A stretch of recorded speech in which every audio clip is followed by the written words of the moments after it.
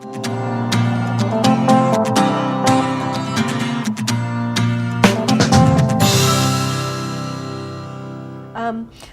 of the things that, going to any event, especially if you're just going by yourself and you're not bringing somebody with you like a friend, which is always helpful, is breaking the ice with strangers.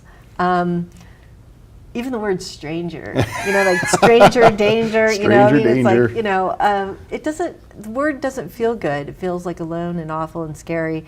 But what are some tips you can give people for breaking the ice? I mean, you could stand in the corner, but sometimes you're going to have to move and go out into the crowd, right? It's funny. When I'm giving some of my presentations, we talk about the whole stranger danger thing, and it's a pattern that we've got ingrained in us from way. It's not just our moms. I mean, it goes way back. Anybody that's not part of the tribe is a danger to us. So how do you get around a mindset thing? It's not just technique, because I could teach all the technique in the world, but it's not going to change the fact if you don't go up and talk to people, you don't need it. How do you slowly wean yourself into not feeling that stranger danger? A different mindset. If you've thrown a party, right? Yeah. Okay, you're familiar with the concept of a party? Yeah. Well, if you pretend you're having a party and you've invited your next door neighbor, and they show up with their brother from out of town whom you do not know. They're a stranger, right? But do you ignore them? No. No, because they're a guest. Right. You're the host. So take that same mentality into the networking event.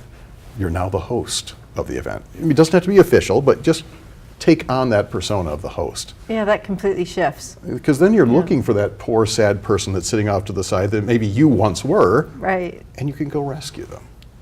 I was talking to an executive one time, and she said that's exactly what she does. She found this poor guy sitting off by himself at a table, and she sat down, started chatting with him. Turned out he was the president of the local bank. My goodness. Wouldn't that be great to have that person in your network? Right. So, look for them. They're not necessarily bad people to know, they're just alone.